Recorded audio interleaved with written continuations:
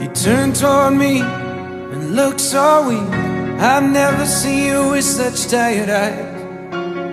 And everything we said we'd be, we just traded for a suit coat and a tie.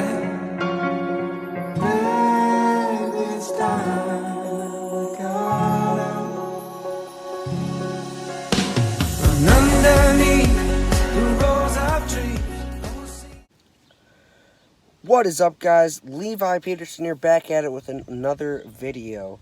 Today I got another exotic fish. This weekend I was in Kentucky and I saw this fish and I was like, you know what, that would go well in my tank that does not have a light on it because it stays a little darker unless during the day it gets a little bit of sunlight. And that's a tank that I haven't actually really showed my fans yet. So we will show you guys that tank. But first off, I want to introduce two new additions to the family. And now these guys are blind cave tetras. And if before you ask, they are not like blind because I made them blind. They're like actually, like they have no eyes. Like if you look at the fish closely, like they just have no eyes, and that's how they're born and that's how they live their lives, because they're naturally from caves in Mexico and all that kind of stuff. So what we're going to do is we're going to go inside and I'm going to show you this tank and we're going to let these guys acclimate and we will get them in the tank. So we're going to go ahead and get out to my room. Okay guys, we are in my room right now and I am going to go walk over to the other side of the room and show you my 10-gallon tank. It does not have a light on it, and that's simply because it's literally right by a window. I haven't had an algae problem yet. There is a little hair algae growing on the Anubis in there. But other than that, this tank is doing super well without a light.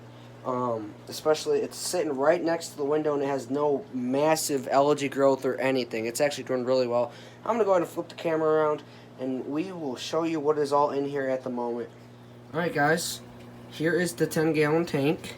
We have a couple corridors. I got a big school of them, but some of them died off. So I will be adding more of those corridors eventually to this tank.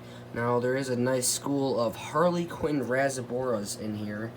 These are really small right now. They do get relatively decently larger than what they are. And there's a little corridor down there. These guys are actually doing really well. I got 5 and 3 of them died, and sometimes that just happened and then you have to add a little more. There's blind cave tetras acclimating right now. And the other exotic fish in here is a glass knifefish. I've had this for about a month now actually, and I never actually showed YouTube this tank yet. It's doing really well. The only thing I don't like is this is wood that was been sitting in my store for a while, and it gets this fungus growing on it. So what I'm going to do is I'm probably going to end up having to get a Pleco, and it will clean up the wood and everything. And I might just eventually have to throw algae pellets in there because this tank is not growing algae as it should, which is kind of surprising, which I don't mind because then I don't have to wipe off the glass as much. I do a water change on this tank every 2 weeks. The reason is because of that is I have a lot of plants in there, and there's biomedia in this filter, which is naturally filtered. Every other tank in my room is salt water, and the 2 freshwater tanks over there, which that one over there, the turtle tank, needs a water change in the brackish tank. They are all done once a week. So I try to keep my tanks really clean. This one is doing very well, except for the filter is clogged up with duckweed right now, so I gotta fix that, and it should be totally fine from there. So what I'm gonna do is we're gonna let these blind cave tetras acclimate, and then we'll let them go and talk a little bit more about why I got these and a little bit more about their history. Well guys, thanks for watching this video. I hope you enjoyed it. Blind cave tetra added to the 10-gallon biotope. Really excited to see how this goes. This tank stays a little darker because it's not in full spectrum light, and it doesn't have a light on it other than the outside light, and it's kind of in the corner of my room, so it doesn't get like a massive amount of sunlight, but it's just perfect.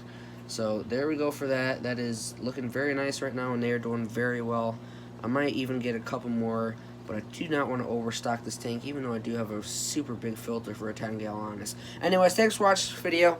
Don't forget to be the fish and get outdoors. Thanks for watching, and I'll see you next time. Peace!